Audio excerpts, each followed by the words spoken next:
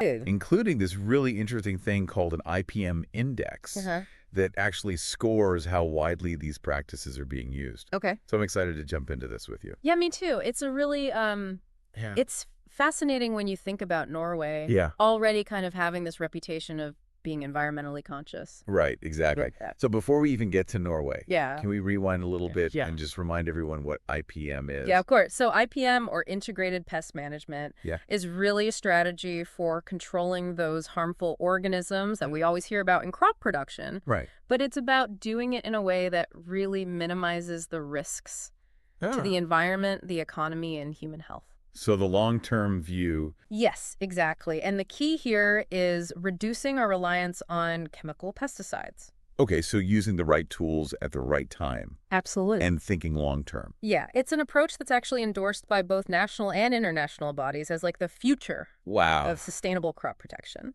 Okay, so IPM in a nutshell. Yeah. Now let's zoom in on Norway. Okay. What's the grain farming scene like there? So picture this. You've got picturesque landscapes with family farms, not these huge industrial operations. Gotcha. Most of them are relatively small, Okay. producing mainly for their domestic market. And here's a fun fact. About 70% of Norwegian grain farmers are part-timers. Wow. I did not realize that. Yeah. That's interesting. Kind of a cool little tidbit. Yeah. How does that impact Yeah. their approach to farming? We'll get into that. For sure. But how does IPM fit into the picture in Norway? Okay, so Norway actually has this long history of policies designed to reduce pesticide risk. They've got an environmental tax on pesticides. Wow. Mandatory certification for anyone using them. Okay. And even an electronic risk warning system called VIPS. VIPS, what is that? So it's like... Is it like a pest problem heads up or? So kind of like a forecasting tool. Okay. So VIPS uses models to predict pest and disease outbreaks. Oh, wow. So farmers can anticipate these issues and make informed decisions before they even happen. Oh, that's very cool. Then they also have a really robust extension service providing IPM advice and knowledge. Okay, so they have like a full system in place to support this. Yeah, a comprehensive system for sure. All right, so that's the background. Yeah. Now let's get into the heart of it. Okay. This research you sent me. Yes. They developed something called this IPM index. They did. How does that even work? So researchers wanted to figure out just how embedded these IPM practices are in these Norwegian grain farms. Okay. So they created this index based on 8 principles of IPM that were outlined in the EU's Sustainable Use Directive. Gotcha. What's really cool about this is they got IPM experts to weight these principles and the practices associated with them based on how crucial they are in Norway. So not all IPM practices are created equal. Exactly. So that's what makes this research so relevant to you. Okay. You can actually take these ideas and apply them to your own area of interest. Oh, interesting. Thinking about which principles would be most important for your goals. But getting back to the research, what do you think the experts ranked as the most important principle? Ooh. I'm going to guess prevention. You got it. Okay. Prevention and suppression was number 1. Okay. It's all about being proactive Okay. and stopping pests before they become a major issue. I like that, heading off the problem at the pass. Right. Think crop rotation, choosing resistant cultivars, strategic plowing techniques. Right. Even something as simple as trimming field edges. Okay. To reduce those pest habitats. So a lot of different tactics. A combination. Working together. Yes. So this focus on prevention. Yeah. That really gets to the heart of IPM. Absolutely. Minimizing the need for pesticides. Yes. And interestingly enough, this study pointed out that direct sowing actually scored pretty low. Really? I thought reducing tillage was a good thing. You would think so, right? Yeah. But sometimes direct sowing can lead to an increased need for herbicides to manage weeds. Gotcha. And this goes against the core principle of IPM. So it's not just about... Right. It's not just about minimizing soil disturbance. Okay. It's about reducing those pesticides overall. That's interesting. Yeah. So even with these well-intentioned practices, sometimes there are unexpected consequences. Right. Unintended consequences. That's a good point. Yeah. So the experts have weighed in on what matters most for IPM. What did this study actually say about what farmers are doing? Okay, so they surveyed a whopping 617 grain farmers. Wow.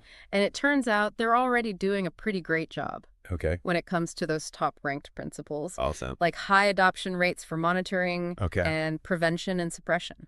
So they're actually putting these ideas into practice. They are. That's really good to hear. It is. Like, for example, they're really big on resistant cultivars. You know those varieties that can withstand those pests without needing as much help? They're also avoiding monocropping. Meaning they're rotating their crops. To disrupt the pest cycles. Exactly. And they're not just spraying pesticides randomly. Most of them are actually making those field observations before they even think about using pesticides. So they're being proactive and strategic. Precisely just like IPM encourages. So are there any areas where there's room for improvement? Well, there's always room for growth, right? The study found that non-chemical methods and reduced pesticide use actually had the lowest scores. So those are areas where... Yeah, where Norwegian grain farmers could really make a difference. Yeah, so they're doing well on some and not so well on others. Yeah. It's a journey. Exactly. It's all about continuous improvement. Yeah. But overall, it seems like they're on the right track. The study even gave them an overall IPM score. Let's hear it. Drumroll, please. The average IPM index score for Norwegian grain farmers was 68 out of 100. That's pretty good. It's a pretty impressive score. Yeah. Showing that they've really integrated IPM successfully. Were there big differences between farmers? What's interesting is the scores were pretty tightly grouped. 75% of the farmers fell between 60 and 80. Oh, wow. So it's not just a few. No. Leading the way. It suggests a shared commitment. That's good. To sustainable practices. Yeah, that's good to hear. It is encouraging. What about the other 25%? That's where things get really interesting. Okay. Those outliers might have valuable insights okay. into both the challenges and the opportunities of implementing IPM.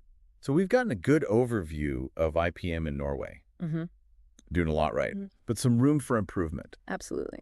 What I want to know now is the specifics. Okay. What are they doing that contributes to those high scores? Yeah. And then what are some of the barriers they're facing to things like non-chemical pest control? That's a great question, and it leads us to some of the most fascinating findings of the study. All right, let's dive into those details then. Okay, let's start with what they're doing well. Remember how prevention and suppression was that top-ranked principle? Well, Norwegian farmers are actually putting it into practice. Okay. The study found that a majority of them are using crop rotation, avoiding monoculture to break up those pest cycles. So they're already one step ahead. What else are they doing to stay ahead of the pests? Another key practice that contributes to those high scores is using resistant cultivars. So those are those varieties that are bred to withstand certain pests or diseases. This is like a natural defense system. Yeah, think of it as like building a natural defense system right into the crop. Right, built in. Less susceptible crops, less need for intervention. Less susceptible crops, fewer problems. Insane. But even with these resistant cultivars, sometimes you need to take action. Right. We talked about earlier how farmers are making these field observations before they reach for pesticides. What are they looking for when they do that? Well, I would imagine like they're walking the fields and looking at the plants. Yeah, imagine yourself walking through the field, examining each plant for any signs of trouble. Like the leaf stems. Yeah, checking the leaves. That stems. The soil. Looking for telltale signs of pests or disease. They're also using that VIPS system that we talked about earlier. Right. It's kind of like a pest and disease weather forecast. Well, yeah, it gives them that heads up. Exactly. So they're using their own observations, but they're also using this high-check forecasting to really get a clear picture. It's a really clear picture of what's happening in their fields. Wow. Which is really impressive. Yeah, it really is. It's a key part of IPM. Okay. You know, really knowing your enemy, acting strategically and not just reacting when things get out of control. So are there any areas, though, where there's room for improvement? There are always areas, right? Right, of course. The study revealed that non-chemical methods was one of the lowest scores. What are some examples of those methods? And what are some of the challenges that farmers might face in adopting them? So I'm thinking things like introducing beneficial insects that prey on pests. Yeah. Or using natural substances. Yeah, using natural substances like plant extracts to deter them. But that seems like a lot harder. It can be a lot more challenging, you know, than just spraying a chemical pesticide. Right. Yeah, you're really hitting on some key points there. Okay. Non-chemical methods can be very effective, but they often require a deeper understanding of the ecosystem and more hands-on management. Okay. Think about it. If you're relying on these beneficial insects, you need to create an environment where they can thrive. So it's like you're creating this whole ecosystem. Right, a whole ecosystem within your field. That takes a lot of knowledge. It does. A lot of knowledge and planning. Okay. Another challenge is availability and cost. Right, because you can't just go to the store. Exactly. These non-chemical options aren't always readily available or affordable. Okay. And sometimes they're simply not as effective as a chemical pesticide. If you have like a severe infestation. Especially when you're dealing with a severe infestation. So there are these trade-offs to consider. But it sounds like there's a lot of potential. Absolutely there is. And this is where ongoing research and innovation are really crucial. You know, scientists and agricultural experts are constantly developing new and improving existing non-chemical methods. Right, so as they get better. Exactly. As they become more effective, more accessible, more affordable, we may actually see a shift towards even greater adoption of these sustainable pest control strategies. That would be a huge step forward. It would be huge. Okay, so we've talked about what they're doing well. Yes. We've talked about where they could improve. Now, I want to circle back to something you mentioned earlier. The fact that a lot of these Norwegian grain farmers are part-timers. How do you think that influences? That's a really interesting question. It speaks to those broader social and economic factors that can influence farming practices. It's definitely possible that being a part-time farmer offers more flexibility to experiment with different IPM strategies. Do you think maybe they feel less pressure to maximize yields? Maybe they feel less pressure. At all costs. To maximize yields. And they're more focused on sustainability. Maybe so. Because farming isn't their only income. Yeah, that's an interesting perspective. It also kind of suggests that they might have a stronger connection to the land. Oh, for sure. And its long-term health. Right. But of course, we can't make generalizations. Right. Every farmer is different. Every farmer has their own unique circumstances and motivations. Okay. But what we can see from the study is that overall, Norwegian grain farmers seem to be committed to IPM. Okay, good. And are achieving some really impressive results. That is really good to hear. It is. So let's shift gears a bit and talk about something that is sometimes overlooked.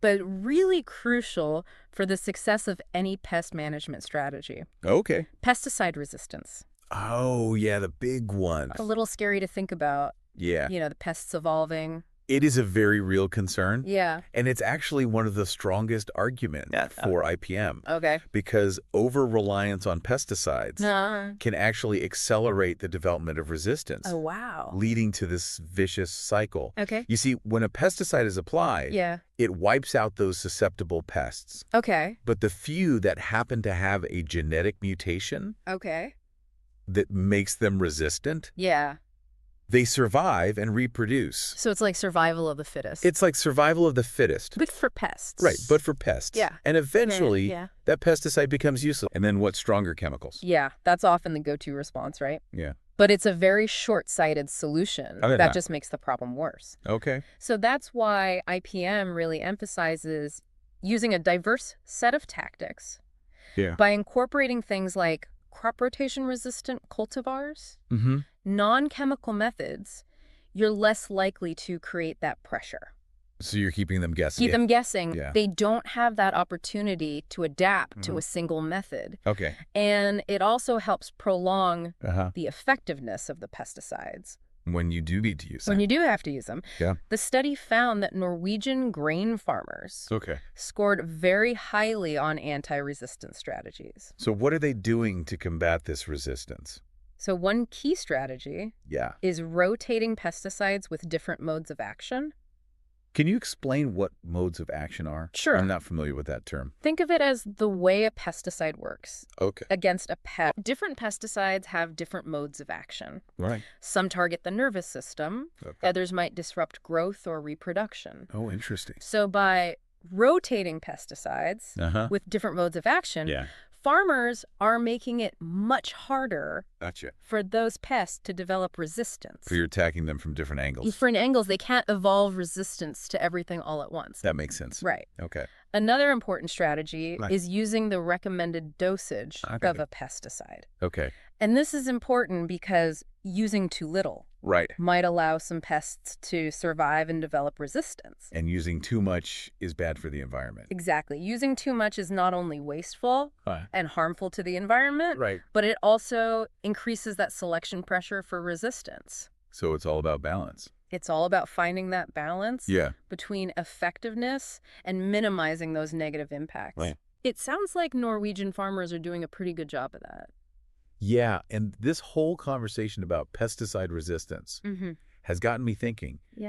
It's not just a problem in agriculture, is it? You're absolutely right. It's a growing concern in many areas. Like in healthcare. We're seeing antibiotic resistance becoming a major threat. Because of the overuse and misuse of antibiotics. Exactly. It really highlights the importance of using these powerful tools responsibly and strategically. And thinking long term. Right. We need to learn from those lessons. Of pesticide resistance and apply those principles to other areas where we're seeing these issues. It's like we're dealing with complex systems. We are. And our actions have these unintended consequences. They do. We can't just focus on the short term. We need to be thinking long term. And taking that more holistic approach. So it's about recognizing that resistance is a natural evolutionary process. And we have to adapt. And we have to adapt our strategies accordingly. It's about respecting the power of nature. It is. And working with it. And working with it. Rather than against it. Absolutely. Okay, so we've explored how Norwegian farmers are approaching this. And we've even touched on the broader implications of pesticide resistance. Now, I want to highlight one more crucial aspect of this research. That stood out to me. The fact that these farmers are also scoring really highly on evaluation. Evaluation. I'm a big believer in the importance of assessing and reflecting on your actions, no matter what you're doing. Absolutely. Evaluation is often overlooked. But it's a vital part of this whole process. You know, it's not enough to simply implement these practices. You need to assess their effectiveness and make adjustments along the way. It's like a feedback loop. It is a feedback loop. Helping you continuously improve. Exactly. So what are these Norwegian farmers doing? What are they actually doing? To evaluate their IPM practices? Well, they're closely monitoring their crops. Tracking pest populations. And assessing the impact of their interventions. They're also keeping detailed records of their practices. The pesticides they use. The timing of applications and the outcomes. So it's like they're treating their fields as a science experiment. A science experiment. They're gathering the data. And using it to inform their decision. That's really smart. It is. And it's an approach that we can all learn from. Doesn't matter. Doesn't matter if we're managing crops. Or a business, or even our personal lives. Evaluation is essential for growth and progress. Being honest with yourself about what's working. About what's working. And what's not. And what's not. And being open to change. And being willing to adapt and change course if necessary. It's about embracing that lifelong learning process. And that's one of the key principles underlying the success of IPM in Norway. This has been a really eye-opening deep dive. It has. We've learned so much about IPM, its applications, its implications for a sustainable future. But before we wrap up, I want to turn to you, the listener. Imagine applying this IPM index to your own work or area of interest. What are the key principles you would prioritize? That's a great question. And it leads us to what makes this research so valuable. It's not just about farming. It's about a way of thinking. It's about a philosophy. It's about a philosophy that can be applied to any field. It's about being mindful, being proactive. And really striving for that balance between our needs and the health of the planet. Absolutely. Recognizing that our actions have consequences. and taking And responsibility taking responsibility. for them. Yes. It's about being stewards of the land, It is. our communities, our own well-being. Yes, and that's a responsibility we all share. This deep dive has given me so much to think about. It's been a pleasure. I'm already starting to see how I can apply these principles to my own life, personally and professionally. Mm-hmm. I hope you feel the same way listening. How do you do? But as with every deep dive, Right. there's always more to explore. Mm-hmm. We encourage you to continue this journey of discovery, Yeah. to learn more about IPM, Yeah. find ways to integrate Mm-hmm. these principles into your own practices. Absolutely. Remember, every action counts. It does. And together, we can create a more sustainable future. Thank you for joining us On this deep dive into IPM. Mm-hmm. Until next time. Yes. Happy exploring. Yeah, it really is fascinating how, like, this one little topic, Right. pest management on Norwegian grain farms, can, like, spark these broader reflections. Yeah, and you're highlighting a key aspect of IPM there. Yeah. It's not just about techniques, it's a way of thinking. Right. It's about understanding how things are interconnected, recognizing our actions have consequences, Right. and finding that balance, between our needs and the health of the planet. It's about zooming out and looking at the big picture. Exactly. And how can we apply that to other areas beyond just agriculture? Well, it makes me think about how we approach problems in general. Yeah. We often jump to that quick fix. Right. The obvious solution. Right, without really considering those long-term consequences. Right. And IPM is like, okay, let's pause. Exactly. Let's observe. Let's observe. Analyze. What are the options? Consider all the options before taking action. Right. It's like being a detective. It is. You have to gather all this information. Gather the evidence. Yeah. And weigh the pros and cons of each approach. And just like how IPM emphasizes prevention, this mindset can help us prevent problems in other areas of life. Absolutely. By being proactive, right, you can avoid those crisis mode situations. An ounce of prevention is worth a pound of cure. Exactly. And the beauty is this approach can be applied to almost any field. Oh, for sure. Think about healthcare. Yeah. We're seeing this shift towards preventative medicine and personalized treatments. Right. Because one size fits all doesn't always work. You have to understand the individual context. You do. Right. And tailor the solutions. Exactly. And just as IPM minimizes harm to those beneficial organisms in agriculture, this approach in healthcare focuses on treatments that target the problem. Okay. Without disrupting the body's natural balance. It's about working with the system. Working with the system, not against it. Not against it. And this can be applied to business management. Environmental conservation. Environmental conservation, personal relationships. Yeah, anywhere. It's about being mindful of the impact. Right. Considering the long-term consequences. And striving for those sustainable solutions. It's a really powerful framework. It is. For creating change. It starts with asking the right questions. Right. Just like the researchers developed the IPM index to assess farming practices, we can develop our own indexes. Right. Like, what are our goals? Exactly. What are our goals? What are the risks and benefits? What are the potential risks and benefits? About different approaches. Of the different approaches, yeah. How do we even measure success? How do we measure success? How do we know we're on the right track? Right. Those are great questions. They are. And by asking those questions, we can start to shift our mindset. From a reactive one to a proactive one. Okay. From focusing on the short term to the long term. Right. From short-term gains to sustainability. To long-term sustainability, exactly. It's really empowering to think that we have the power to make a difference. It is. It doesn't matter what we're doing. Yeah. And it's really inspiring to see examples like these Norwegian farmers. Right, they're doing it. Who are proving that it can be done, that it can be both effective and economically viable. Right. You don't have to choose. You don't have to choose. Between well-being and the health of the planet. We can find solutions that benefit both. This has been a really insightful deep dive. It has. We've just scratched the surface, but it's given us a lot to think about. It has been a pleasure. And we hope you, the listener, have found this deep dive as interesting as we have. We encourage you to keep learning about IPM. Absolutely.